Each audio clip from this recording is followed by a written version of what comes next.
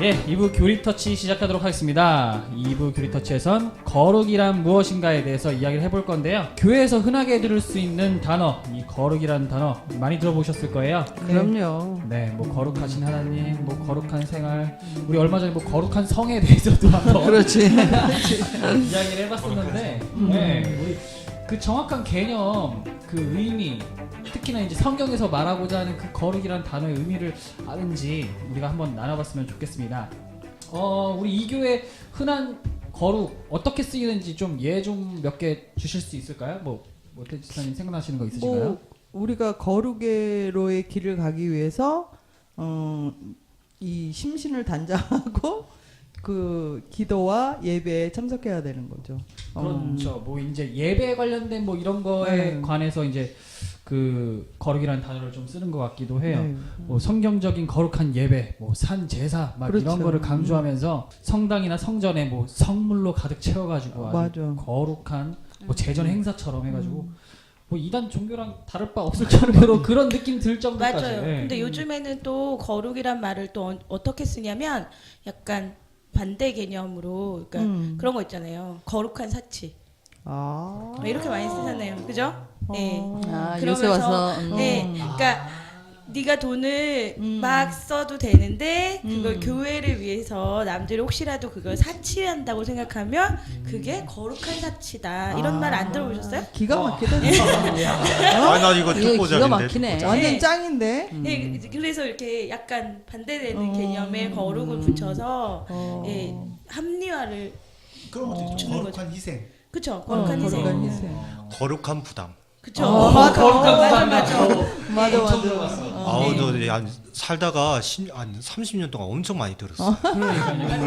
맞아. 그리고 또 하나 제가 생각되는 거는 이제 약간 도덕적, 윤리적 의미의 그런 거룩함도 많이 강조되고 있는 것 같아요.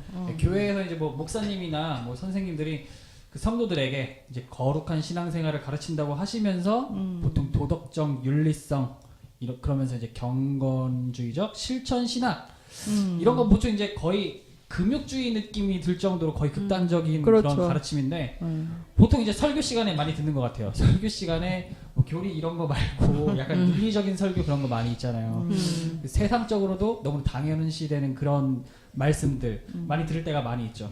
이런 게 아무래도 이제 그 듣는 성도들에게 좀 많이 영향을 좀 끼쳐가지고 그 듣는 성도들로 하여금 경건주의자 막 거룩한 생활을 해야 된다. 교회에서 가르쳐 주는 대로 해야 된다. 근데 막 그걸 어겨. 그럼 이제 죄의식에 사로잡히죠. 그리고 막 나에게 형벌이 내릴 거야. 그래서 막 공포감에 사로잡히고 그러는데 우리가 뭐 계속적으로 이야기하다시피 기독교는 이런 인본주의적, 도덕적, 윤리 종교가 아니죠. 우리가 그렇죠. 이거를 좀 다시 한번 생각하면서 본래 순수한 모습의 거룩이란 무엇인가에 대해서 오늘 좀 이렇게 나눠봤으면 좋겠습니다. 네. 우리가 지금 교리를 중점적으로 저희가 신학터치 팀이 다루고 있잖아요. 네. 근데 이제 제가 그 시즌 1 때 네. 한번 거룩을 잠깐 아주 다룬 적이 있어요. 그 CCC에서 말씀 카드.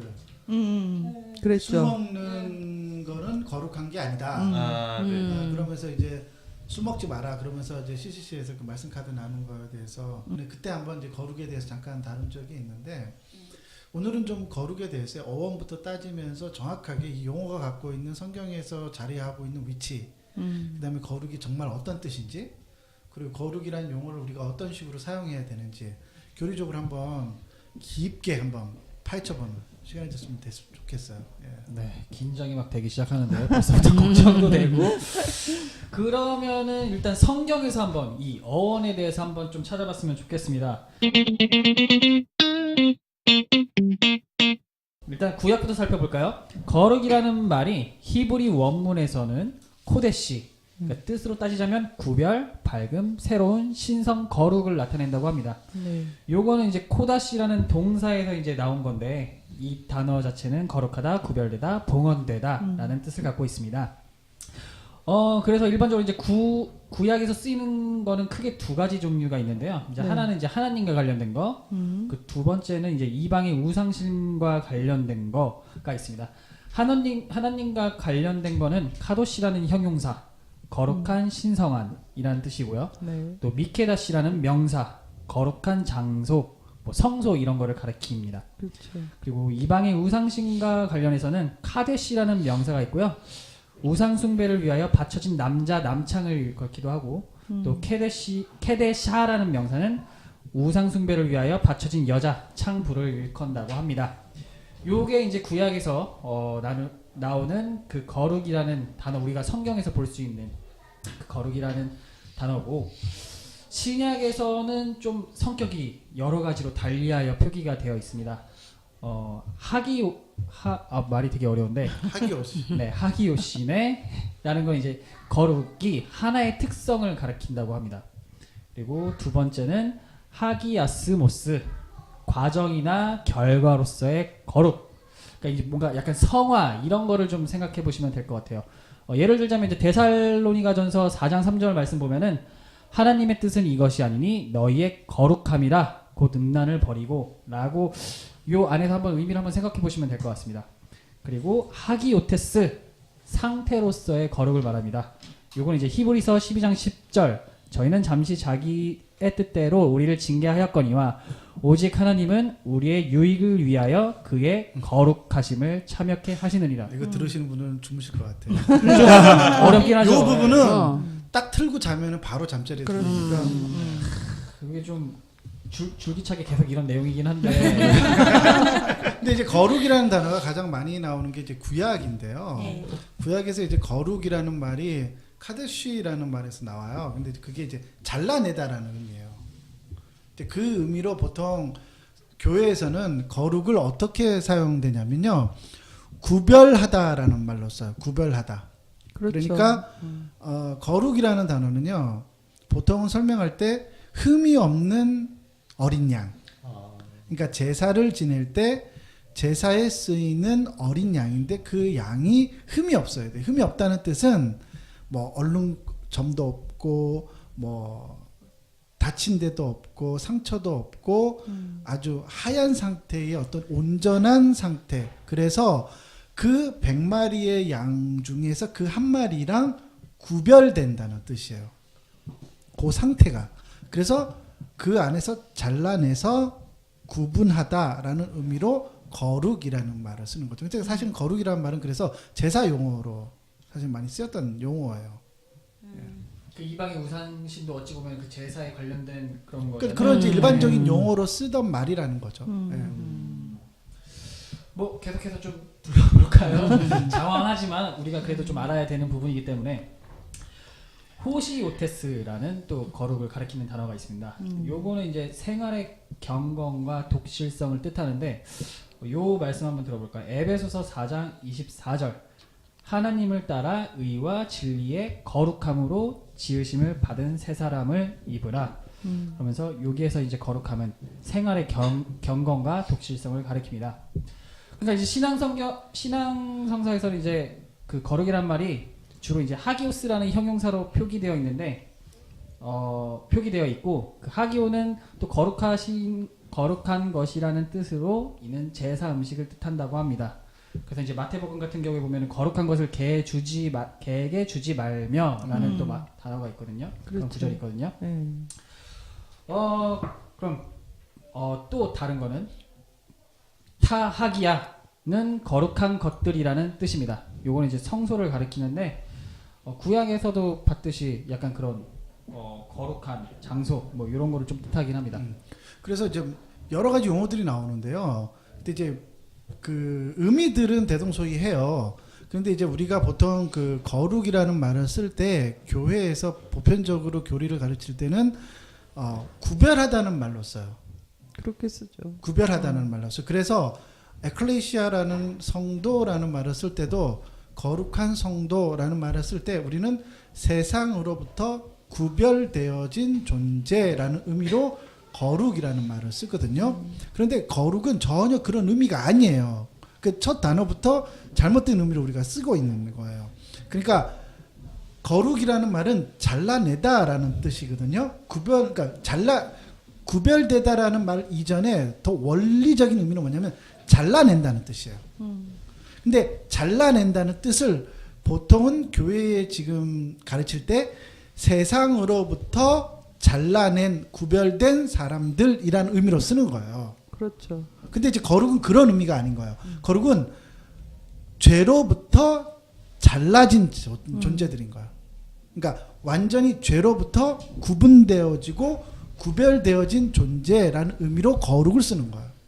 그러니까 분리되어진. 그렇죠. 근데 그 분리가 어디로부터의 분리냐는 거예요. 세상이 아니라 죄다. 세상이 아니라 죄라는 거예요.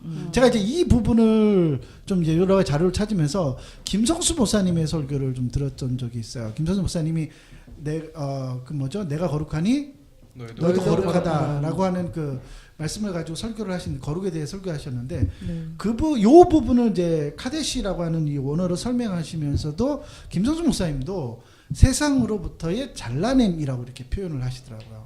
대부분 그렇지 예. 않나요? 그러니까 이제 여기서 이제 많은 첫 번째 이제 문제가 발생하는 거예요. 우리의 개념 안에서. 그러니까 우리가 구별되다라는 말을 자꾸만 세상으로부터의 분리와 세상으로부터의 떠남, 거기서의 단절을 거룩이라는 의미로 사용하게 되는 거예요. 근데 이제 그렇지는 않다고 제가 말씀을 드리는 거예요. 첫 번째 개념은 우리가 세상으로부터의 단절이 아니라 죄로부터의 단절이에요. 그래야지만 이제 이 거룩이라는 어원을 찾아 들어갈 수가 있는 거예요. 계속해서 어떻게 사용되는지, 왜 이게 하나님에게 쓰여진 단어인지도 이제 이해하게 돼요. 그러면요. 그러면 제가 지금 계속 들으면서 네. 들었던 의문점이 뭐냐면 구약에서는 이 하나님한테만 썼던 단어로서 거룩이 있는 거잖아요. 아니요, 구약의 사람들은 그렇게 이해하지 않았어요. 아니 그러니까 지금 얘기로는 그러니까 그 케디시, 카타시, 카디시. 카데시라는 거는 그런 의미로 쓴 거잖아요. 아니에요? 아니요, 그냥 그 말 자체는 잘라내다라는 뜻이에요. 아 그래요? 그런데 신약에 와서는 거룩이라는 말이 되게 다양하게 막 쓰여진 있잖아요. 거죠. 그러니까 네네. 형태도 다르고. 근데 그러면 이게 우리나라 말로 번역했을 때 진짜 거룩인데 이 이게 히브리어예요? 아니면 헬라어죠. 헬라어로는 이렇게 종류가 많은 거예요? 네네네. 그렇지만 우리 성경에서는 다 우리말 성경에서는 지금 다 거룩이라는 단어로 거룩으로 되어 있다. 번역을 해버린 거죠. 그렇죠. 그냥 그러니까 한 단어로만. 한 단어로만 번역을 해버린 거죠. 네네. 원래는 다른 단어인데. 의미가 다르긴 의미가 다른 한데 건. 네. 거룩이라는 단어를 통상적으로 사람들이 그렇게 사용했다는 거야. 그런 의미로. 헬라어를 쓰던 그 당시를 말씀. 그 당시에 그렇게 그런 의미로 쓰여졌기 때문에 그렇게 기록한 거예요, 그냥. 근데 이제 우리가 교리라고 하는 거는요. 성경에 그렇게 기록되었기 때문에 그 단어 그대로 문자적으로 해석하는 게 아니라 계시라고 하는 것이 하나님이 우리에게 계시하셨잖아요. 그래서 성경을 전체를 조망하는 거예요. 그러니까 어떤 한 구절만을 딱 가지고 띄어서 설명하는 게 아니라 교리라고 하는 것은 성경의 그런 의미가 이렇게 발전되어 왔고 어떤 그 의미가 여러 가지 그 문화 안에서 이런 의미로 사용했지만 그것이 원래 가르치고자 하는 개념이 무엇인지를 전체로 해석해내는 거예요. 그래서 그 개념을 장착한 다음에 그 개념으로 다시 성경을 해석하는 거예요. 이런 방법을 쓰는 거죠. 그게 이제 교리를 배워가는 방식이에요. 그러니까 교리는 좀 어떤 거냐면 개념을 장착하는 거예요. 개념을 그러니까 먼저 장착하고 어려워. 개념을 장착한 다음에 성경을 보고 나서 성경을 해석하는 거예요. 그렇죠. 그게 교리예요. 왜냐하면 성경의 단어들은요. 꼭 그 단어가 그런 의미로만 쓰여진 게 아니라 여러 가지 다양한 환경과 문화와 문맥 안에서 그냥 쓰여지게 돼요. 그렇죠. 그러니까 우리가 원하는 그 의미로 그 단어를 꼭 찾을 수가 없는 거예요. 그래서 이제 되는 거죠. 그래서 우리가 좀 이걸 살펴보다 보면은 하나씩 좀 우리가 얘기할 수 있게 될 것 같아요. 예. 계속해서 좀 보도록 하겠습니다. 호기하우스는 거룩한 자라는 뜻이고 이제 주로 성자 하나님에 대해서 사용되었습니다. 그리고 호이하기오이 거룩한 자들이라는 뜻인데 요거는 혹은 이제 거룩한 자들 혹은 또 천사를 가리키는 단어로 쓰였습니다. 이렇듯이 뭐 이제 그 거룩이라는 단어는 이제 절대자이신 하나님과 또 하나님과 관련된 사물에 대해서 사용되고 있었는데 그러니까 이제 저희는 우상 숭배나 이런 거에 관련되어서는 사용해서는 절대 안 된다라고 일단은 보시면 될 것 같습니다. 그 다음으로 우리가 그러면은 거룩의 정의에 대해서 한번 알아볼까요? 거룩이란 단어는 일반적으로 보통 쓰는 그런, 그러니까 우리 생활에서 쓰는 단어는 아니잖아요. 뭐 우리가 집안에서 너 거룩하게 살아야 돼 막 그런 거를 친구들끼리 교회 다니지 않는 사람들은 쓰지 않는 말이니까, 그러니까 종교적인 단어라고 할 수 있는데 주로 이제 기독교 신자들이 많이 쓰고 있죠.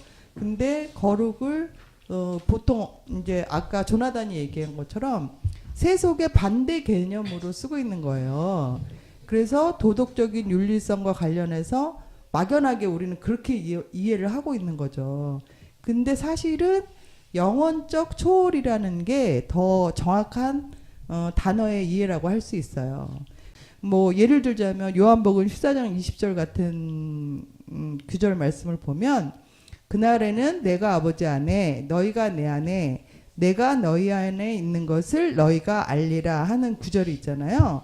그 구절이 가장 쉽게 설명된다고 볼 수 있겠는데 영원하신 하나님의 피조 세계인 세속으로부터 영원적 초월 상태로 구별되는 절대 본질이라고 표현할 수 있어요.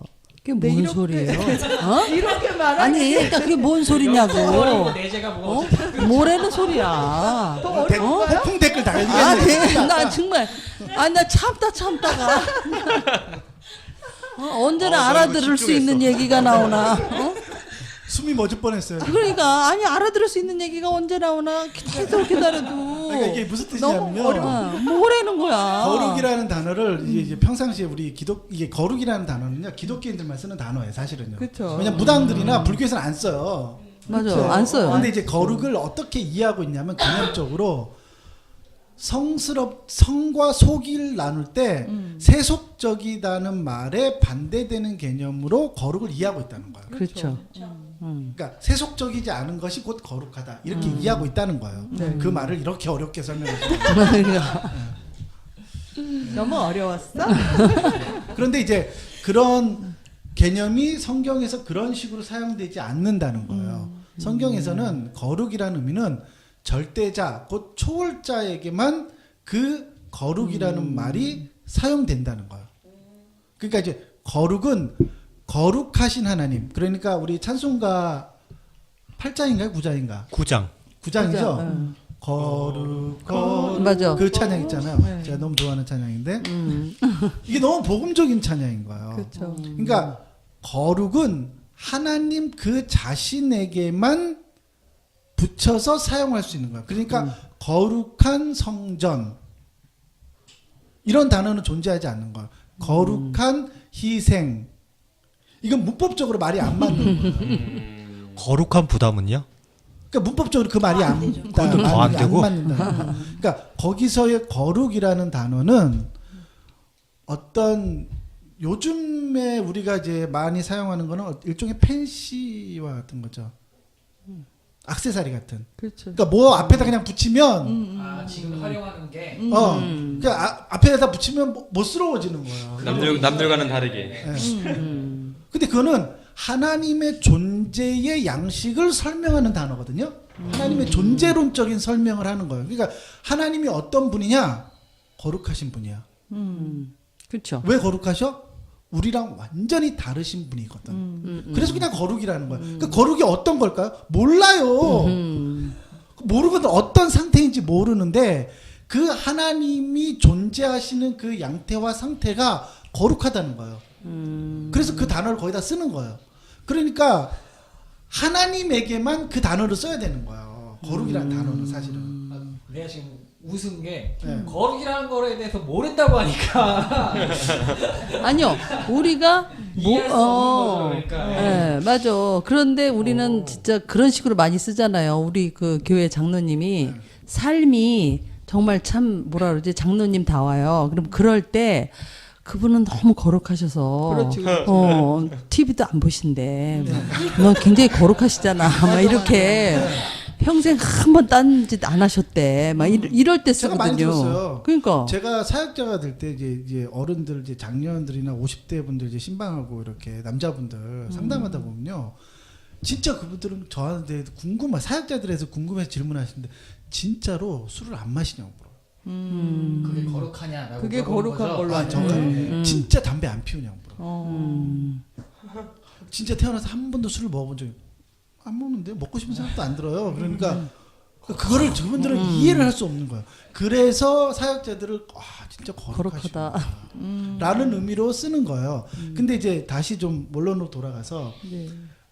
우리가 아까 이제 거룩을 카데시라고 썼잖아요. 그 단어가 굉장히 중요해요. 거룩이라는 단어에서 그게 잘라내다라는 뜻이잖아요. 죄로부터의 완전한 단절을 의미하는 거예요. 네. 그러니까 죄로부터 완전히 단절되어 있는 분이 누구죠? 하나님. 예수님. 그래서 거룩하시다는 뜻이에요. 그러니까 거룩이라는 게 어떤 특별한 예를 들어서 아름다움을 표현하는 어떤 형용사나 그런 게 아니라요. 네. 그 죄로부터 완전한 단절의 상태를 표현하는 단어인 거예요. 그러니까 하나님의 존재론적인 의미인 거예요. 그러니까 죄로부터 완전히 자유로운 분은 누구예요? 하나님밖에 없는 거예요. 그러니까 이 세상에는 아름답고 완벽하지만 거기에는 모두가 흠이 있고 부족함이 있단 말이에요. 우리의 헌신에도 1%의 잘못됨이 있잖아요. 네. 그 거기에는 거룩이라는 단어를 쓸 수가 없게 되는 거예요. 그래서 그러면 아까 그 네네. 모태 집사님이 말씀하셨던 그 성경 말씀 한 번만 다시 한번 말씀해 주실래요? 제가 아, 좀 다시 궁금해서. 요한복음 14장 20절이요. 네네. 네, 그날에는 내가 아버지 안에 너희가 내 안에 내가 너희 안에 있는 것을 너희가 알리라. 아 그러면은 죄로부터 단절된다라는 거죠. 이제 그분 안에 들어감으로 인하여. 그렇죠. 그거는 이제 나중에 우리가 구원에 대해서 말할 때 칭의에 대해서 그러니까 예수에 의해서 구원을 받잖아요. 네. 그러니까 제가 이제 시즌 1 때 거룩에 대해 설명할 때 우리는 거룩을 계단으로 올라가는 어떤 형태의 우리가 성취해야 될 과업으로 이해하는 거예요. 근데 이제 성경은 전혀 그런 개념이 아니라 거룩은 입는 개념이라니까요. 그래서 거룩은 우리가 무엇인가를 만들어내거나 성취할 수 있는 개념이 아니라 거룩은 완전히 그래서 그분 것이에요. 그러니까 하나님에게만 적용돼요. 그러니까 하나님만 거룩하시잖아요. 그런데 성육신하신 예수의 그 완전한 의, 거룩함, 그 의가 우리에게 전가되는 거잖아요. 그분을 믿음을 통해서 그분의 믿음이 우리를 구원하잖아요. 그래서 그의 의를 입는다 이렇게 표현하는 거예요. 그래서 성경은 그 신부의 옷을 입으라 이렇게 말하잖아요. 네. 그분의 옷을 말하는 거예요. 그분의 의, 그분의 거룩을 우리가 입게 되는 거죠. 그러니까 이제 아까 우리 모태지사님 말한 것처럼 삼위일체에서 우리가 세례를 받을 때 그것을 가시적으로 퍼포먼스로 보여준다는 거예요. 그래서 우리가 그분의 이름 안으로 들어가는 거예요. 그러니까 예수님이잖아요. 그렇죠. 네. 그러니까 우리가 삼위일체 하나님의 이름 안으로 들어가는 이유가 뭐죠? 예수님의 의. 그게 레위기 13장의 말씀이에요. 레위기 이렇게 돼. 내가 거룩하니 너희도 거룩하라 라고 말했잖아요. 네. 그게 예수 그리스도를 통해서 실현된 거라는 거예요. 실현됐다고요. 실제로. 그래 실현이 돼가지고 그래서 우리가 그분의 이름 안으로 들어갈 수 있게 된 거예요. 왜? 그분의 완전한 의가 우리를 감싸고 있기 때문에 우리는 거룩하지 않잖아요. 네. 근데 그분의 완전한 거룩을 입었어요. 그래서 그분의 존재함 자체, 그 존재함 안으로 들어가서 믹서가 되는 거예요. 동질화되는 거라고요. 그러니까 그분의 성질은 거룩인데 우리는 성질이 같지 않잖아요. 네. 같은 성질이기 때문에 질적으로 다른 존재이기 때문에 섞일 수가 없어요. 그런데 우리가 그분의 의로 질이 바뀐 거예요. 질이 바뀌었다고. 그래서 그분의 이름 안으로 들어가서 그분과 한 가족이 되고 자녀가 되었다. 이렇게 설명하는 거예요. 돌아가서 좀 죄송하긴 한데 그러면 그 레위기에 나와 있던 그 시절의 그 사람들은 그럼 거룩하라라고 이제 하나님께서 말씀을 하셨는데 네. 그럼 그분들은 거룩해질 수가 없었던 건가요? 그렇죠. 그 계시를 우리가 이제 계시 확장성 시즌 1에서 얘기했잖아. 이것도 참 예비 지식으로 교리적으로 이런 걸로 개념적으로 배워야 되는 게 그 구약의 사람들은 죽을 때까지 거룩이라는 개념을 이해를 못했다니까요. 아무도. 왜 이해 못했을까요? 그때는 예수님이 아직 계시가 오실 열리지 때가 않아서 그런 있으니까. 거예요. 그러니까 하나님이 그들에게 자신을 계시하지 않았기 때문에 그 거룩을 이해할 수가 없는 거예요. 그러니까 하나님이 내가 거룩하니 너희도 거룩해라 이렇게 말하니까 어떻게 있어요? 바로 도덕과 윤리적으로 거룩해지는 것을 그들은 추구했던 거예요.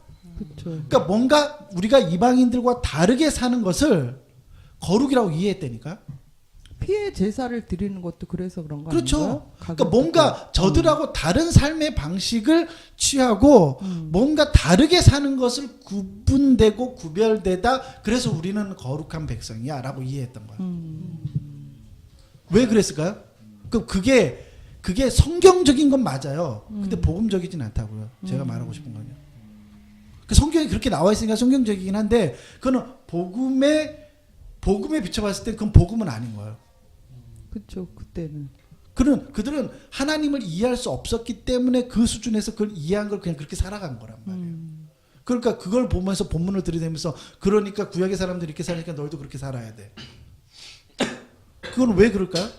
계시라는 말을 모르기 때문에 그런 거야. 계시가 어떤 의미인지 모르기 때문에 그렇게 적용하는 거야. 그 신학의 부재죠. 그거는 설교자들이 신학의 부재하기 때문에. 신학의 부재예요. 우리가 지금 구약을 살고 있는 게 아니고. 네, 계속해서. 네.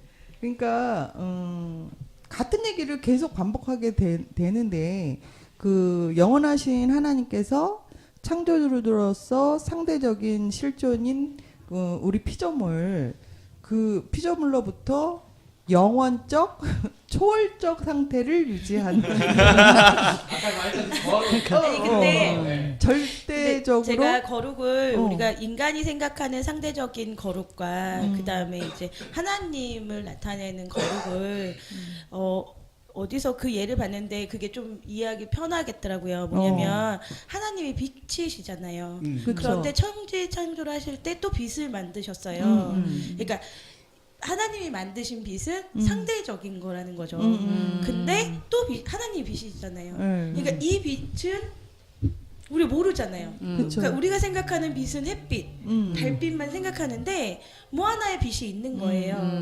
예, 근데 이게 거룩이라는 그게 거룩이야. 거죠. 그렇지. 예, 그리고 죄 인간이 없는 얘기하는 상태. 거룩은 우리가 그냥 햇빛, 달빛, 별빛처럼 이렇게 상대적인 이게 거룩. 그렇죠. 에베소서 그래서 하나님은 회전하는 그림자가 없다 이렇게 표현하는 게요. 네. 우리가 인식하고 있는 빛이라는 개념은 앞에 사물이 놓이게 되면 필연적으로 그늘이 생겨요. 그렇죠. 그렇죠. 그렇죠. 근데지만 하나님의 빛은 그림자가 없어요. 어떤 시 공간 안에서도 그림자가 없게 되는 거예요. 그러니까요. 그러니까 그러니까 그런 빛의 개념이 다르다는 거예요. 우리가 생각할 하나님의 수 없는 존재는. 어떤 빛이라는 거죠. 그러니까 우리는 몰라. 점점 미궁으로 빠지는 거야. 아니, 그래도 초월적인 영원적인보다는 그거보다는 낫잖아요. 그러네. 그러니까 하여튼 결론은요. 절대적인 변치 않고 소멸하지 않는 분이시라는 거.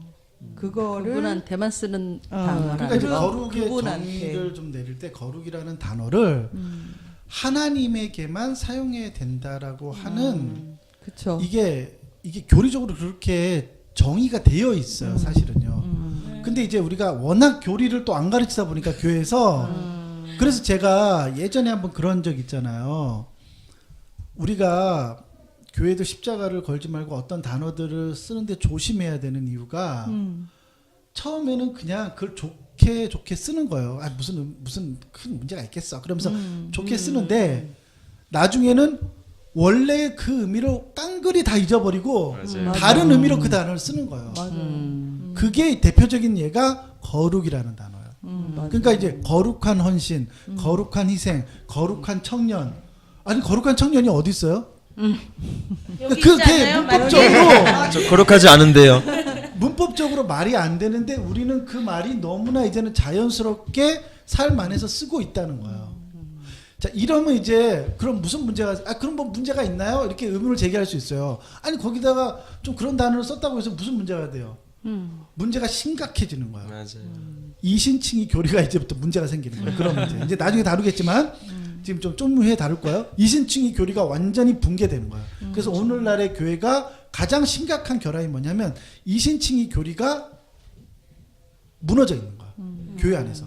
저는 이렇게 이해했어요. 이신칭의를 한자가 그게 써이자에다가 그 신하는 신자에다가 칭할 칭에다가 의로 의잖아요. 그러니까 신의 능력과 뭐 그런 걸로 인해서 그거 그대로 풀이하면 우리를 우리가 의로운 게 아니고 의롭다 칭한다. 그러니까 여겨준다.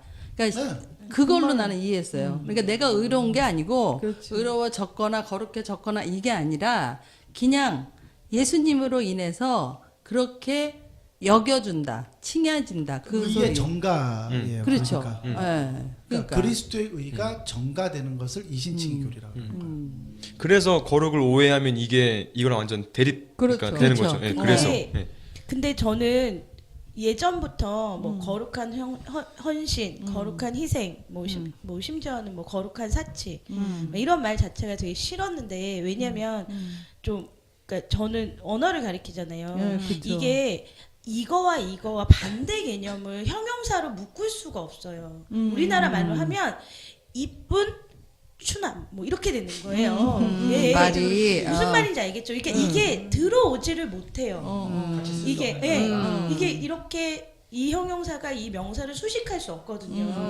근데 우리나라에서는 이런 게 너무 많아서 많죠. 그래서 저는 이렇게 거룩한 뭐 그 의미를 떠나서 이 자체가 대립되는 거기 때문에 수식해 줄 수 없는 거를 거룩에다가 막 갖다 붙이는 거죠. 역시 좀 예. 찌개야. 그러니까 한마디로 이제 호응 관계가 부적절하다. 호환이 안 돼. 예. 네, 그렇다면 우리 그럼 거룩의 구분으로 한번 넘어가 네. 볼까요? 네.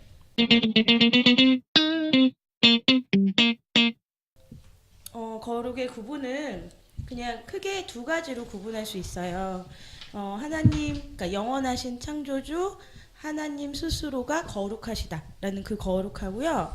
그 다음에 영원하신 하나님과 관련된 피조물의 거룩이에요. 예, 그래서 첫 번째 이제 하나님이 스스로 거룩하신 것을 얘기하는 그 거룩이 있는데 이거는 구약에서 하나님이 모세한테 처음 보이셨어요. 그리고 이스라엘 백성이 홍해로 탈출할 때 하나님이 스스로 거룩함을 보여주셨어요. 예, 그리고 신약에서는 예수님께서 친히 하나님을 거룩하신 아버지라고 불렀거든요. 그래서 이 거룩은 찬미에 좀 의미가 더 강조된 그런 의도가 담겨져 있고요. 두 번째로 이제 하나님과 관련된 피조물의 거룩은 피조물은 영원하신 창조주 하나님에 의해서 그냥 거룩하게 되는 거예요. 예, 그래서 영원하신 하나님이 피조물을 거룩하게 해주는 거죠. 그러니까 지금 이신칭의처럼. 예, 그래서 이 피조물은 시간과 공간 또는 형상으로 구성이 되어 있는데 이 하나님의 권능에 의해서 영원한 것이 시간과 공간과 형상화된 것이기 때문이라고 얘기하는데 무슨 말이냐면 그냥 하나님께서 어떤 시간이든 어떤 공간이든 어떤 형상이든 내가 거룩하다라고 얘기하면 그러니까 인정하면 거룩해지는 거예요. 예. 그렇다면 그 구약에서 말하는 그 성소라는 거는 거룩하다고 할 수 있는 건가요? 그러면 맞나요? 거룩한 거요. 네. 그럴 수 없다는 거 아닌가요? 거룩한 성소는 그러니까 그 거룩하다고 지칭해 주는 유일한 거룩은 뭐냐면 그리스도밖에 없어요. 그러니까 이 세상의 물질의 세계 안에 유일하게 거룩이라고 하는 것을 형상화해서 이미지화 시키고 물질화 시킬 수 있는 거는요. 그러니까 물질의 세계 안에서는 거룩은 사실 존재하지 않는 거예요. 물질은. 교회의 성물이라는 단어는 잘못된 건가요? 그렇죠. 그렇죠. 네, 그건 잘못된 건데 왜냐면 네. 그 도덕적 윤리하고 무관하게 그냥 어떤 동일한 물질이나 짐승이나 사람이나 이게 하나님 구약에서는 하나님과 관련된 어떤 옷이나 회막, 단 이런 것들을 그리고 제물이나 제사장을 이제 구별하여서 거룩하다고 이렇게 얘기를 했단 말이에요. 그런데 이렇게 거룩하게 된 것들은 그냥 하나님의 주관 아래에 있기 때문에 그냥 거룩한 거예요. 그러니까 이제 예. 그 질문에 이런 식으로 답할 수가 있는 거예요. 지성소가 그럼 거룩하냐 안 하냐? 모세 시대 때는 그것은 거룩했죠. 왜? 거룩이라는 개념을 지금 우리처럼 이해했던 게 아니라 그냥 단순히 구별된 거예요. 구별되어지는 거. 그러니까 우리가 저 사람들과 다른 어떤 제사장의 옷을 입고 있어요. 그럼 구별됐잖아요. 그러면 제사장은 거룩한 거예요. 그리고 지성소는 성소와 구분되기 때문에 거룩한 거고 성소는 다시 또 뜰과 구별되기 때문에 거룩한 거예요. 그러니까 그 구약의 사람들은 그렇게 이해했기 때문에 거룩하다고 불렀죠. 그렇지만 복음을 이해하게 되니까 바울이 그거는 쓸모없다 이렇게 말하는 거야. 그건 아무런 의미가 없다 그러는 거야. 그렇게 말해. 그러니까 그 이스라엘 사람들부터 공격을 받은 거예요. 바울을 죽이려고 그랬던 거야. 그러니까 지금 우리의 시각에서는 구약에서 그들이 보고 있는 구약의 거룩이라는 개념은 우리 그 성경에 나오지만 복음적인 개념은 아니라는 거야.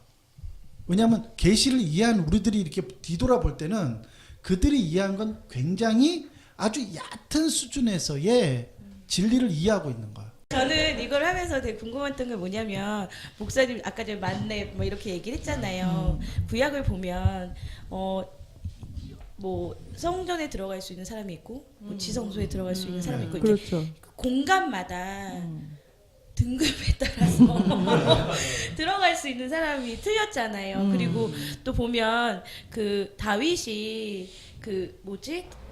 그 뭐라 그러죠? 그 뺏겼던 재단을 가져올 때 흔들리는 걸 잡았다가 법궤. 언약궤. 언약궤를 그러다가 죽이잖아요. 네네. 하나님이 이게 거룩한 건데 만졌다고 그래서 다윗이 막 열받아갖고 뭐 두렵기도 하고 막 이러긴 했는데, 그러니까 그런 거를 보면 인간 입장에서는 아 거룩도 등급이 있고 레벨이 있구나. 네네. 예, 이러다 보니까 목사님, 장로님 이렇게 나쁘게 전달되지 않았나. 네, 왜냐면 그렇죠. 예. 그게 이제 정확하게 구약이 거룩을 이해했던 개념이었어요.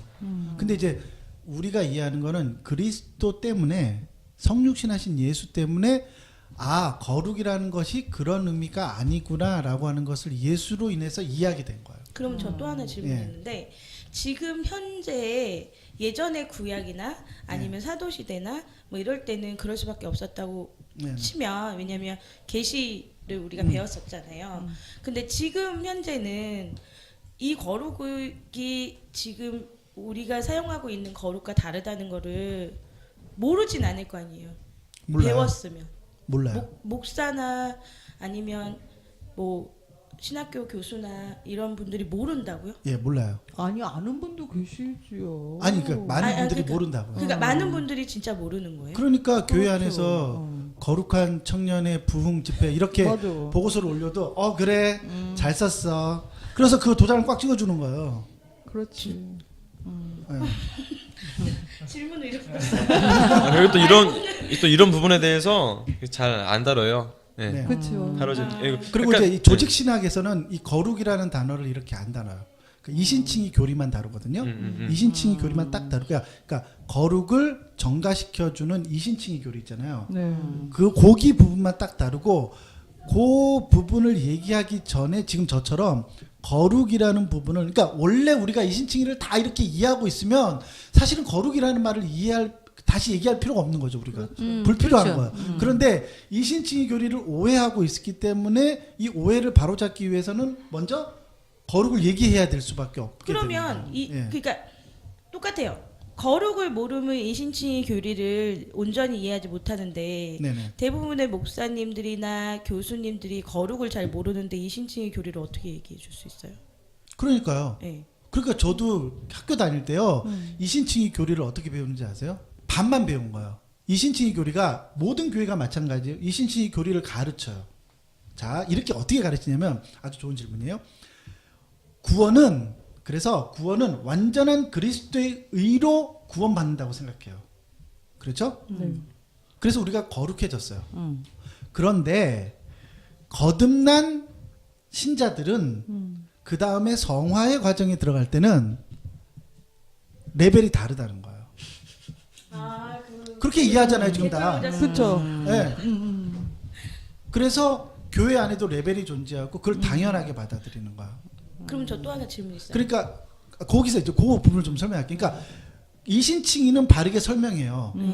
이신칭의까지는 바르게 설명하는데 그 이신칭의는 처음 구원을 받을 때만 그 하나님의 의가 전가돼서 구원을 받는다까지만 설명이 되는 거예요. 그러니까 그 의는요 모두가 이꼴한 거란 말이에요. 네. 동일한 거룩을 소유하고 있는 거 우리는요. 그러니까 동일한 거룩을 소유하니까 우리는 모두가 다 동일한 거룩에 소유하고 있는 거란 말이에요. 그러니까 거룩에는 레벨이 없는 거죠. 그렇죠. 그렇죠.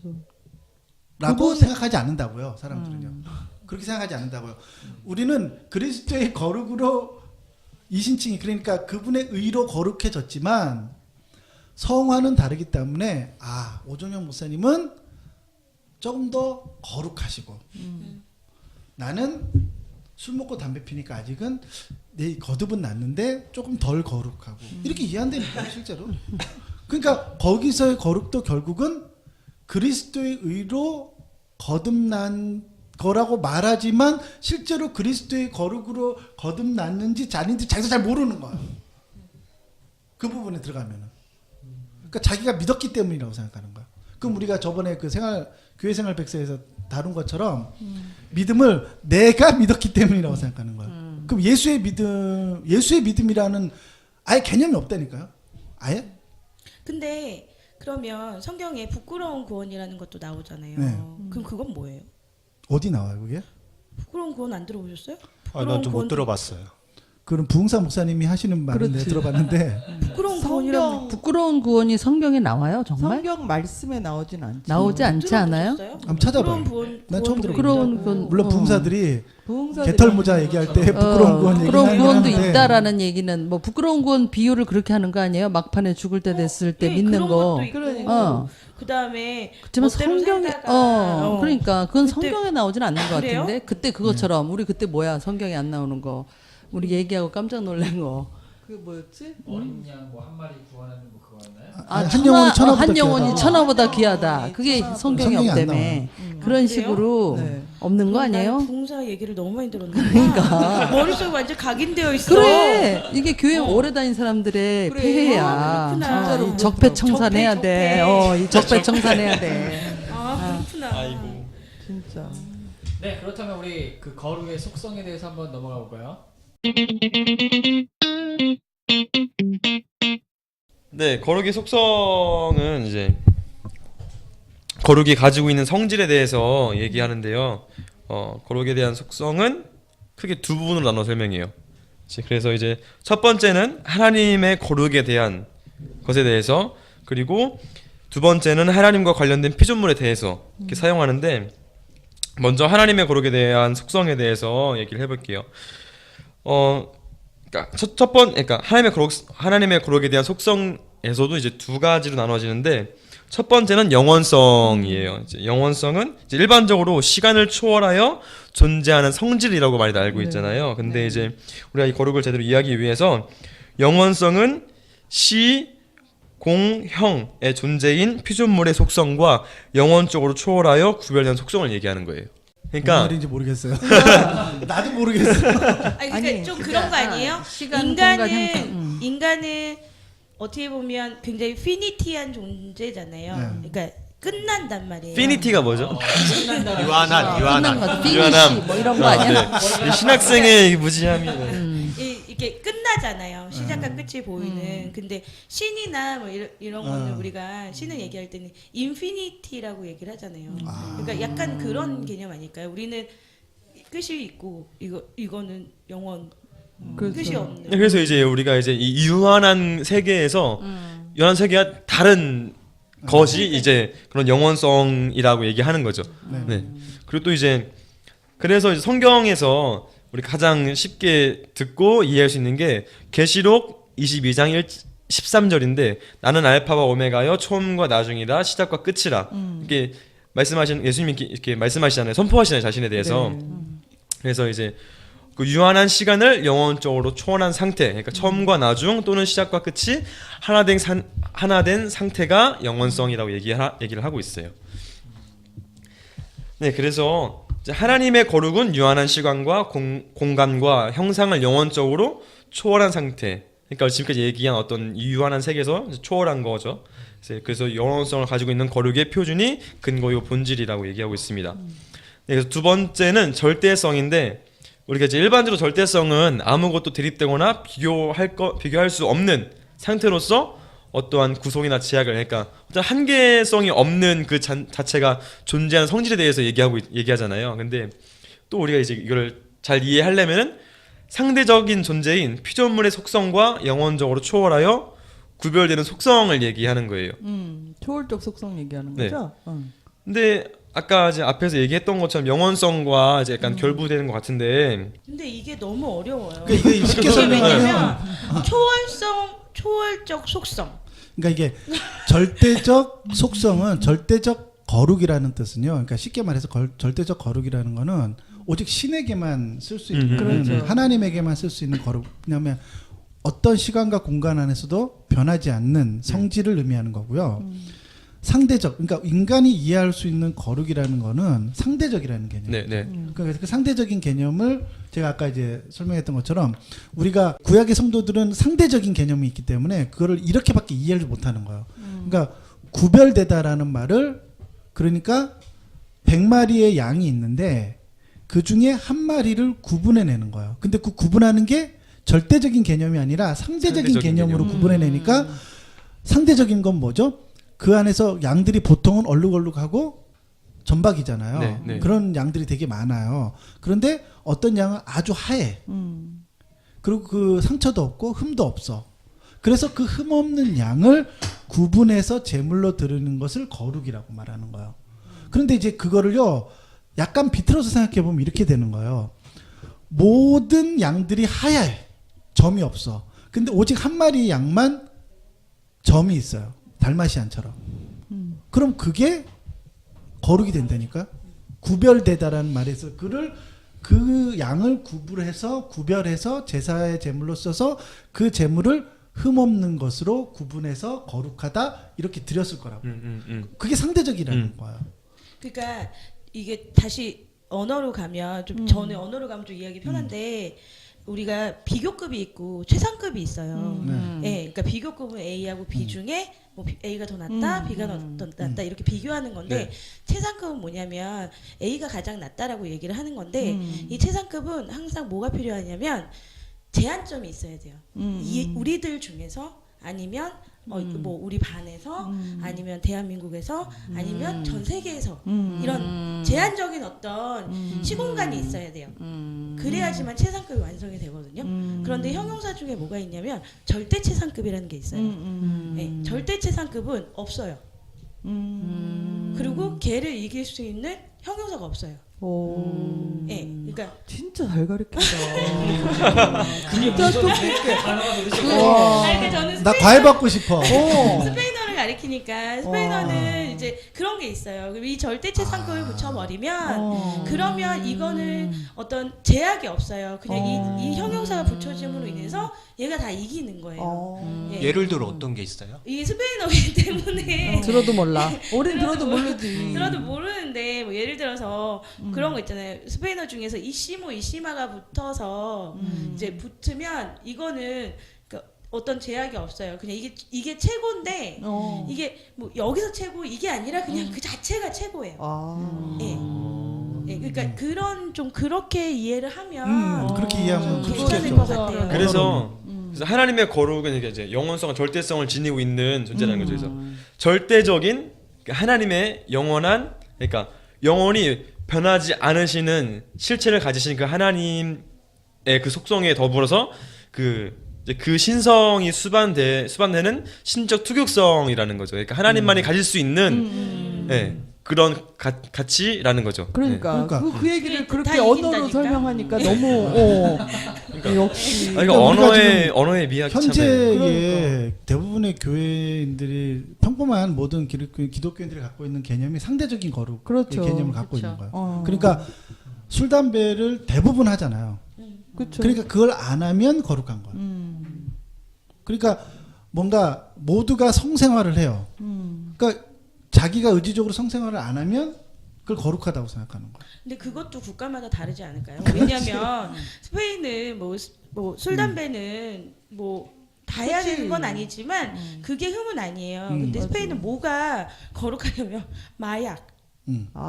거기는 마약이 너무 문제가 많거든요. 그러니까 마약을 안 하면 거룩한 거야? 거기서 거듭났냐 거듭나지 않았냐의 기준은 마약이에요. 오. 예. 근데 아마 미국도 워낙에 마약 이런 것들이 문제가 많아서 술 담배보다는 마약에 더 많이 치중하지 않을까 싶기는 그러니까 해요. 그게 네. 이제 인간이 갖고 있는 거룩은 상대적인 개념이기 때문에 문화나 환경과 상황에 따라서 달라진다는 거예요. 만약에 이 사회가 바뀌어가지고 모두 다 술을 안 먹어요. 99%의 사람이 술을 안 먹고 1%의 사람만 먹어. 그럼 술 먹는 게 먹는 거룩한 사람이 거야. 거룩한 거. 그런 그렇게 나라를 가야 이해할 되겠어요. 거라고. 그런 나라에 가고 싶다. 그거는 거룩이라기보다 뭐 희소같이?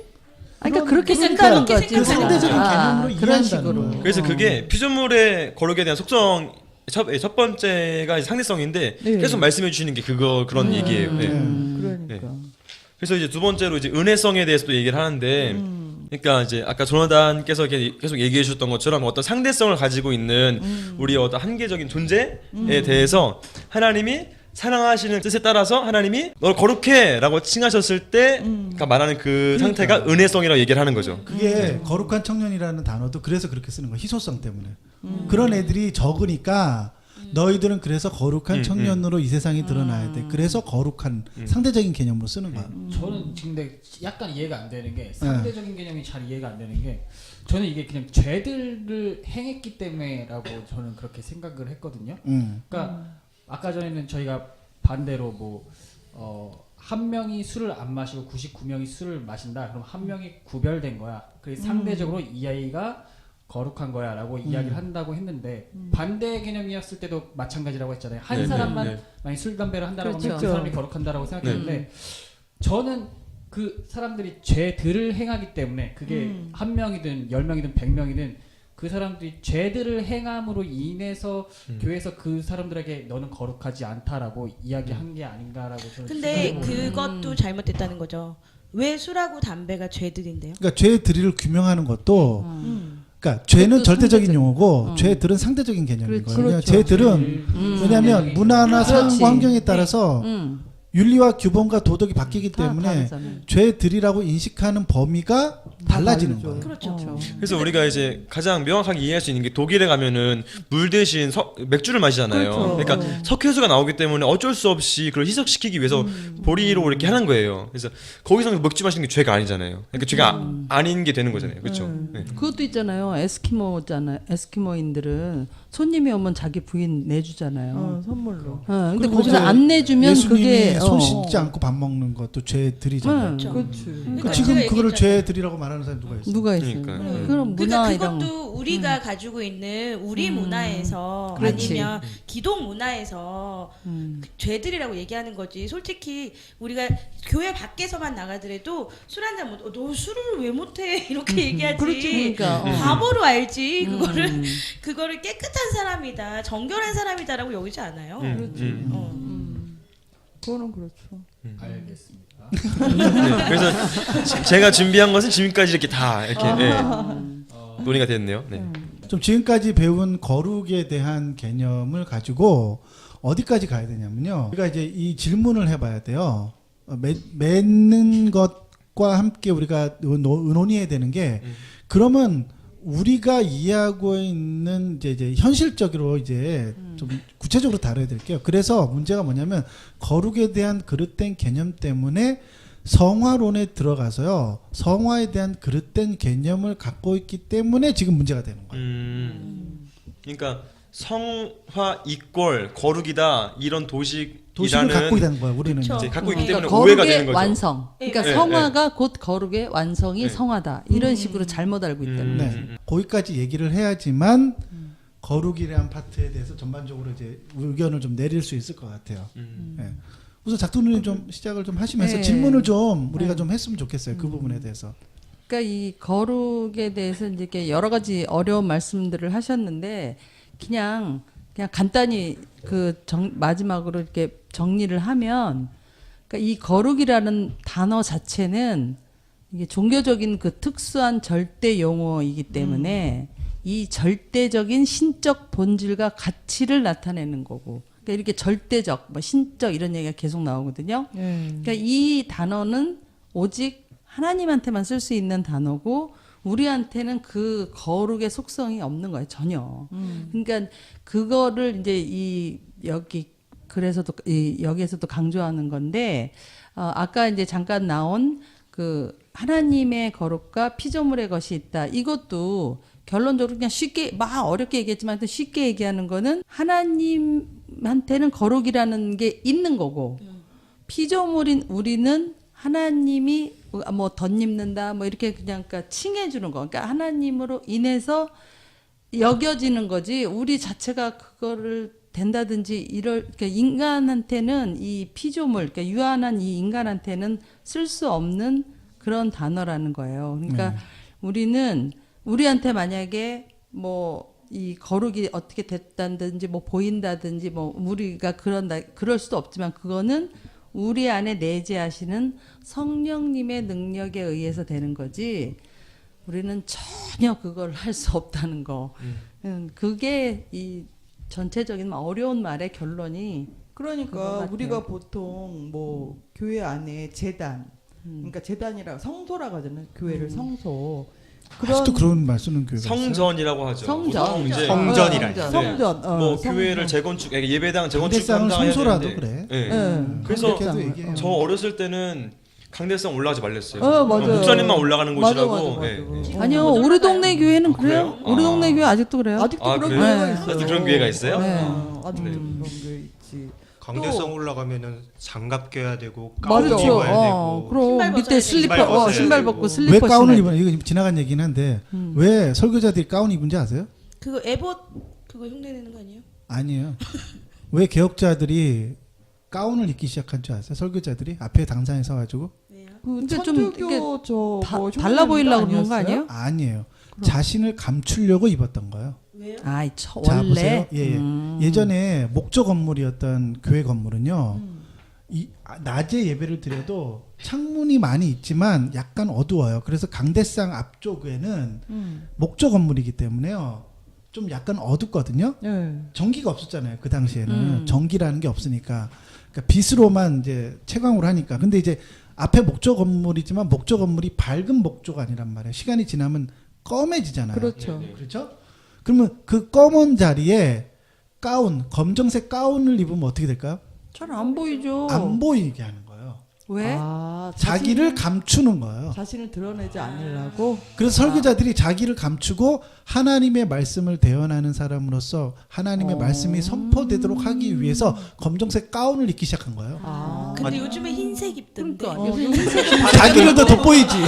흰색도 있고 드러내고 빨간색도 있고 뭐 보라색도 있고. 그러니까 요새는 절기마다 색깔. 드러내는구만. 그게 이제 금장, 카톨릭. 금장. 그러니까 사실 그게 이제 카톨릭의 잔재들이죠. 그 색깔을 바꾸고 막 그 절기를 따라가는 것들이 카톨릭의 잔재이긴 한데 원래의 가운의 의미는 개혁자들은 자신을 감추기 위해서 강대상에서 입었어요. 그러니까 청교도들은 그렇게 했다는 거. 아니요, 개혁자들이 전부 다. 개혁자들이. 예, 칼빈 이후로 많은 개혁자들이 교회에서 검은색 가운 입었어요. 검색 가운을 교회에서 입었어요. 자기를 감추기 위해서. 그래요. 네. 뭐 어떤 네, 지나가는 얘기였습니다. 네. 네. 근데 저는 그 우리가 성전이라 그러잖아요. 그러면서 성전은 거룩한 곳이니 우리가 우리를 거룩하게 가꿔야 된다. 네, 맞아. 그렇기 때문에 뭐 술 마시면 안 되고 뭐 담배 연애하면 펴도, 안 되고 담배 담배 피우면 피우면 안 안 되고. 그럼 한계가 너무 많아요. 그 바울이 디모데한테 너희 장을 위해서 술을 마시라 했는데. 그렇지. 응. 근데 저는 그것도 그 어떤 목사님이 한 잔 마시라 그랬지 한 병 마시라 이거 약간 이거 한 잔까진 괜찮다. 이렇게 말하시는 분들도 봤어요. 기회주의 이거. 네. 아마 그래서 우리가 거룩하고 우리가 성전이고 성전은 거룩한 곳이니까 우리는 성화를 위해서 뭔가를 해야 돼. 막 경건하게 뭔가를 해야 돼. 이런 것들이 막 되게 혼합되어 있는 거 아닌가 싶어요. 예. 하여튼 뭐 제일 중요한 거는 거룩을 자신이 이루어야 될 과정과 상대적인 개념으로 오늘날은 그리스도인들이 이해하고 있기 때문에 성화를 자신이 이루어야 될 어떤 노력으로 맞아요. 이해해요. 네, 네. 예, 그렇게 이해해요. 그래서 무엇인가를 해야 된다라고 하는 개념을 갖게 돼요. 그래서 거룩해질 수 있다고 생각하는 거예요. 더 거룩해지고 더 피어해진다는 거예요. 근데 이제 그렇게 되면은 거룩이 뭐지 이렇게 되는 거예요. 왜 우리는 모두 다 같은 거룩을 지니고 있는데 어떻게 저 사람이 더 많이 노력하면 더 거룩해지고 나는 덜 노력하면은 덜 거룩해지고 이렇게 될 수 있냐는 거야. 그러니까 그런 건 사실 존재하지 않게 되는 거야. 그러니까 이제 자연스럽게 이제 이런 질문이 나오는 거야. 그러니까 여러분 우리의 수고는 우리의 거룩과 하등 어떤 연관도 관계도 없다는 거야. 그분은 온전히 거룩은 그리스도의 것이기 때문에. 근데 거기까지 얘기가 됐어요. 그런데 왜 성경은 그러면 거룩에는 거룩한 순종, 거룩한 자들에게는 순종을 요구하시냐는 거야. 그러면 거기서 거룩과 순종은 무슨 관계가 있냐는 거야. 아 저는 옛날에 이런 생각했어요. 이게 이제 내가 이제 하나님한테 구원을 받았다는 그 사실이 이렇게 너무 감사하잖아요. 너무 감사하고 그거를 처음에는 어떻게 생각했냐면 하나님이 값없는 은혜를 그러니까 우리에게 그의 피로 말미암아서 그러니까 공짜로 구원을 주셨다 그랬잖아요. 그러니까 나는 그거를 그냥 공짜라고 생각한 거예요. 값으로 계산할 수 없는인데 그걸 처음에 어렸을 때는 공짜라고 생각했으니까 그게 뭐 별로 은혜스럽지 않았어요. 그랬는데 나중에 그게 정말 이 값으로 내가 자식을 기르면서 그 느끼게 된 게 정말 내가 인간인 나도 내 자식을 제물로 누구를 위해서 줄 수 없는데 그런 마음이 들면서 이게 정말 값으로 계산할 수 없는 그런 은혜를 내가 받았다고 생각을 하니까 내 안에서 뭔가 막 이렇게 그분을 위해서 뭔가를 해야 되겠다는 생각이 막 드는 거예요. 막 이렇게 그거 있잖아요. 뭐 갚아야 되는 그런 거 안 들어요? 그래가지고 나는 그래서 아마 교회 사람들이 다니면서 그 은혜가 넘칠수록 교회 봉사도 하고 왜냐면 이게 내 안에서 그 감사의 그거를 멈출 수 없는 뭐가 막 생기는 거야. 그러니까 그거를 아마 목사님들이 그거를 이용해서 일을 시키지 않았나 이런 그렇게 해서 생각은 동의해요. 감사원금도 내고 그렇지. 그러니까 뭐, 봉사도 하고 어. 주일학교 교사도 아주 하고 중요한 맞아요. 얘기를 하셨어요. 네, 진짜 그게 멈춰지지가 않는 거야. 근데 이제 그거를 그렇게 해서 계속 혹사당하다 보니까 아 이건 또 아닌 거야. 그러니까 하나님은 나만 있어? 하나님이 우리에게 주신 하나님의 은혜, 그러니까 하나님의 의로 우리가 거룩해졌잖아요. 그러니까 그 거룩을 이해하게 되면은 뭔가 우리 안에서도 정상적인 거예요. 굉장히 정상적인 거예요. 이게 나쁘다고 말하는 거 아니고 정상적으로 그런 작용이 일어나는 거야. 우리 안에서 뭔가를 하고 싶어지는 거예요. 진짜. 네. 그거는 굉장히 거기까지는 정상적이에요. 그래서 뭔가를 순종하고 싶어지는 거죠. 네. 근데 그 순종이 어디를 향해야 되냐는 거죠. 제가 그걸 얘기하고 싶은 거예요. 저는 거듭났다고 생각을 했는데 네네. 살짝 맛만 본 것 같아요. 근데 한 거의 10년 됐나? 이제 하나님 딱 만났는데 제가 그때 뭘 느꼈냐면 예전에는 진짜 내 구원하고 내 가족 그러니까 내 주변이 너무 관심이 많았어요. 그리고 이렇게 내가 잘 돼야 되고 그쵸. 그러니까 내가 잘 된다는 게 뭐 내가 나쁜 짓을 한다는 게 아니라 하나님께 영광 돌리기 위해 더 큰 영광을 위해서 내가 잘 돼야 되고 막 이렇게 생각했는데 진짜 예수님을 인격적으로 딱 만나고 보니까 정말 내가 너무 무가치한 거예요. 예. 그러니까 내 힘으로 한 게 하나도 없고 그쵸. 내 힘으로 앞으로 할 것도 하나도 없고 할 수도 없다는 걸 느끼면서 그러면서 무기력해졌다기보다는 이제는 교회 밖을 좀 보게 됐어요. 예. 교회 밖을 좀 보고 그리고 그러니까 불쌍한 이웃들을 보고 그다음에 사회에 예전에는 관심 없었던 정치나 사회 막 이런 부분이 더 눈에 가더라고요. 예, 그러니까 저 같은 경우에는 좀 다른 케이스로, 그러니까 교회로 들어가는 게 아니라 교회 밖으로 좀 예, 나왔던 좀 그랬었어요. 저는 예, 그러니까 좀 세계관이 바뀐다고 해야 되나? 가치관도 좀 바뀌고. 저는 이제 이걸 좀 질문을 하고 싶은 게요. 순종함으로 그리스도의 의를 이루라 이런 말씀도 있어요. 로마서 6장에 보면요. 네. 그런 순종이라는 것은 거룩에서 어떤 의미일까요? 그러니까 우리가 그리스도의 의로 거룩해졌잖아요. 네. 그래서 우리가 순종을 해요. 그럼 그 순종이라는 의미가 무엇일까요? 혹시 여러분들 고민해 본 적 있으세요? 그분의 뜻을 따르는. 그러니까 예수님이 이 땅에 오셔서 공생애를 사셨을 때 네네네. 하셨던 그 사역들을 우리가 쫓아서 행하는 것, 그것이 순종이 아닌가요? 그렇죠. 그러니까 정확하게 초대교회 사도들과요 바울은 그렇게 이해했어요. 그러니까 우리는 순종을 봉사라고 이해해요. 그렇죠. 봉사라고 지금 네. 이해하거든요. 그러니까 뭔가를 사랑을 실천하는 네. 어떤 일을 하는 것을 순종이라고 말하고, 아니면은 교회 안에 어떤 사명들을 감당하는 거를 순종이라고 그래요. 그렇죠. 근데 이제 바울과 사도들은 어떻게 이해했냐면 그것을 성교로 이해했어요. 정확하게 말하면요. 그러니까 거룩을 이해하게 되면은 거룩함, 그러니까 순종함으로 의를 이루라는 말을 그들은 성교로 이해했던 거예요. 그러니까 그래서 그들은 선교사가 된 거예요. 순종했기 때문에.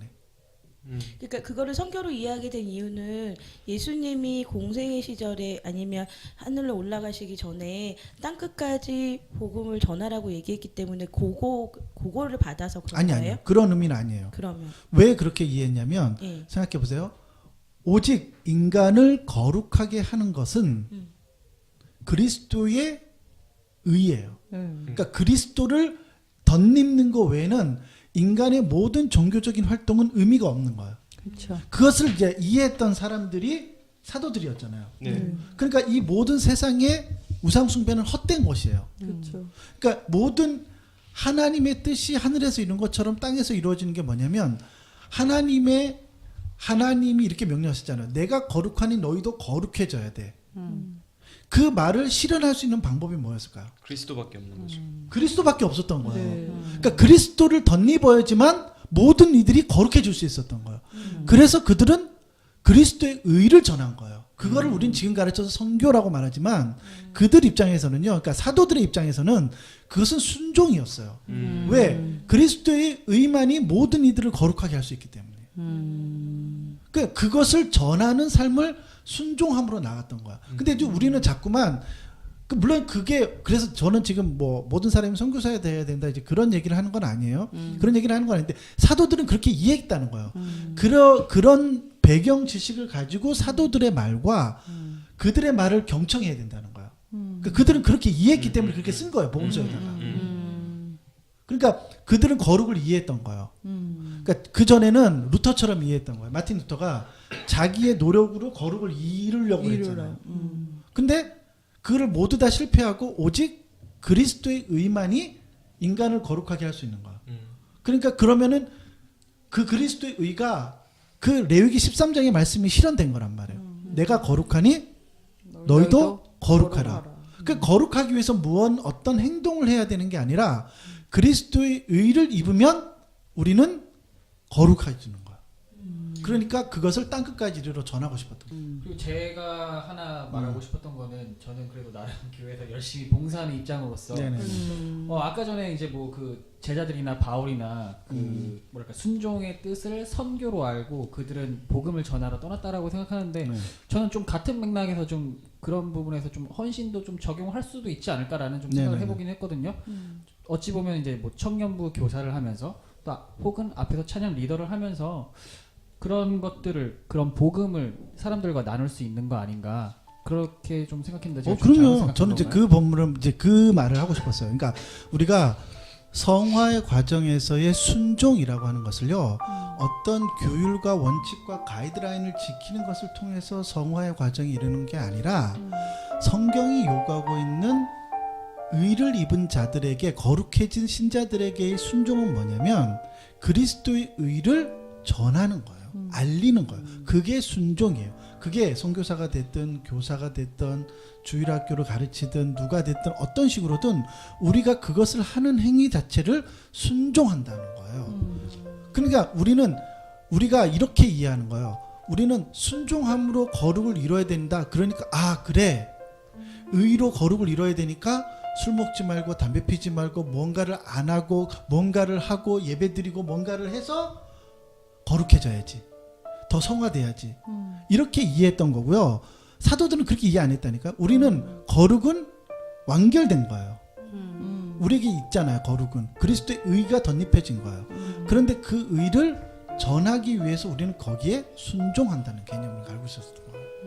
그래서 순종하라고 가르쳤던 거예요. 그리고 그것을 선교사가 됐던 타 지역을 가던 아니면 우리 부자 청년이 말했던 것처럼 교회에서 교사가 되었던 어떤 식으로든 그 순종함으로 하나님의 의를 이루고 싶었던 거예요. 예. 그게 이제 거기서 말하는 성화에 있어서 가장 중요한 순종이거든요.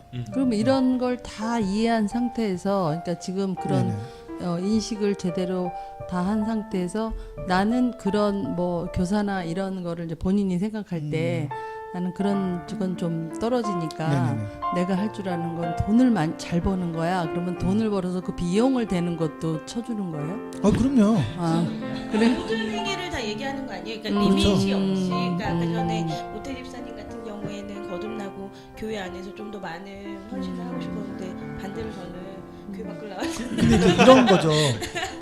나는 돈을 많이 벌어 선교를 해야지. 왜?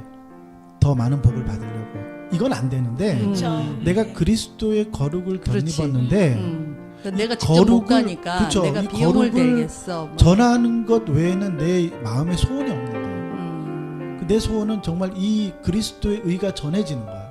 그래서 사람들이 그 의가 입혀지는 것을 보고 싶은 거야. 거기에 그걸 위해서 성경금 하면은 그게 순종이라는 거예요. 성경이 가르치는 거는. 거기에 어떤 대가나 지불이 필요한 게 아니라 우리 모태 집사님 말했던 것처럼 정말 그 은혜를 뭔가 갖고 싶은 거야. 그렇다고 해서 갚아지는 건 아니죠. 그렇죠. 그 은혜를 단 1%도 갚을 수는 없지만 우리가 거듭난 신자들에는 그런 마음이 있을 때 그 마음이 어느 방향을 향해 가야 되냐면 성교라고 하는 방향으로 가야 된다는 거죠. 순종이라는 것은. 예. 그것이 우리가 복을 받고 뭔가를 더하고 잘 되기 위해서 뭔가를 더하고 하는 그런 개념으로 가서는 안 된다는 거예요. 그러면은 바울이 말하고자 하는 성화의 개념과 우리의 성화의 개념이 완전히 달라지죠. 교회는요 모든 활동이 복음 전파와 관계돼서 활동이 이루어져야 돼요. 그렇지. 그러니까 우리가 교회에서 하는 행사들과 어떤 활동들이 이게 정말 그리스도의 의를 전하는 것과 무슨 관계가 있나 곰곰이 생각해 볼 필요가 있어요. 그러니까 우리가 이런 거를 하면은 그리스도의 의가 전해지나? 근데 사실 거의, 교회 안에서 많은 행사들은 그런 거 별로 생각 교회 없거든요. 성장이랑 관계되지 않아요? 그러니까 거의? 제가 보기에는 약간 그런 것도 있어요. 뭐냐면 은혜로 교회를 가서 헌신을 했는데 그러다 보니까 목사님 눈에 띄고 그러면 이제 사람들한테 인정을 받고 그렇지. 계속 이제 레벨업이 되는 거예요. 어느 순간에 나도 중독되어 있는 거예요. 내년엔 저만큼, 내후년엔 저만큼. 그래서 저 같은 경우에는 그렇게 힘들어서 떠나는 케이스도 물론 있지만 저 아는 동생은 막 저희 교회에서 간사도 하고 막 그랬어요. 그러다가 목사님이 무슨 이유인지는 모르겠지만 고회 간사들을 싹 다 바꿨어요. 그래서 걔는 간사를 이제 내려놓으라고. 근데 애가 간사할 때는 시간도 없고 막 그래서 너무 힘들어했는데 저는 간사를 그만뒀다 그래서 막 축하해줬거든요. 잘 됐다. 왜냐면 너무 만날 시간도 없었는데 너 자식도 여기저기다 내팽겨치고 잘 됐네. 근데 얘는 병이 난 거예요. 일병 예. 일 안 하면은 막 자기가 갑자기 등급이 훅 내려갔다는 느낌이 들었나 봐요. 그래서 그러면서도 이제 갈등이 있는 거죠. 이제 나 이제 그만 해하고 나도 힘들었으니까 집에 쉬어야지. 근데 웬걸요. 보름 후에 또 기어 들어가서 또 청년부 사역을 해야 된다고. 자기 거기 혼자? 또 있어요. 자기 혼자? 예. 그러니까 에너지가 넘치는 그래서 거 청년부 아닌가? 간사를 또 하는 거예요. 그래서 또 만나면 힘들다. 청년 애들이 정신을 못 차린다. 그러니까 본인도 모르는 중독이 있는 거예요.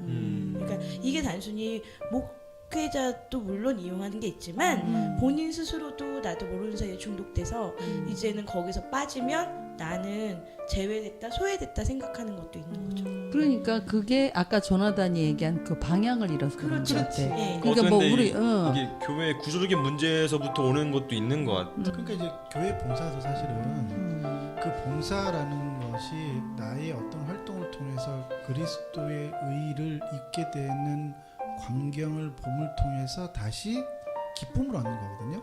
그게 복음을 전해짐을 통해서 내가 그리스도의 의를 입어서 은혜를 입은 것처럼 그 은혜가 전파가 되니까 그 은혜가 전파되는 것처럼 그래서 하나님의 거룩한 백성들이 늘어나는 거잖아. 거룩한 백성으로 여겨지는 거죠. 그렇죠. 그렇게 하나님의 백성들이 그게 하나님의 뜻이 이루어지는 거죠. 이 땅에서 하나님의 나라가 이루어지는 거니까 거기에서 오는 기쁨이 있는데 사실은 교회 안에 많은 활동들은요 별로 그거랑은 상관이 없게 되는 거예요. 네. 왜냐하면 내가 이 활동을 하게 되면 정말 이 활동으로부터 정말 그런 기쁨이 있나라는 것이죠. 네. 단순히 이제 교회를 섬기는 것, 성도를 섬기는 것 이외에는 아무것도 이제 남는 것은 없는 것 같아요. 그렇죠. 그러니까 방향 제시의 문제인 것 같아요. 그래요. 이끌어가는 이렇게. 결국엔 이제 성장을 위해서 내가 그렇죠. 그냥 뭐 나쁘게 얘기하면 교회에서 이용을 당했다. 그렇게 교회 얘기할 성장에 수도 이제 있겠죠. 교회 성장의 파이를 키우는데 성도들의 자원이 이용되었다. 그것이 하나님의 의가는 전혀 관계없이. 관계없이. 맞아요. 예, 오늘 거룩이란 무엇인가에 대해서 나눠봤는데요. 네, 오늘 방송 이 정도로 마치도록 하겠습니다. 수고하셨습니다. 수고하셨습니다.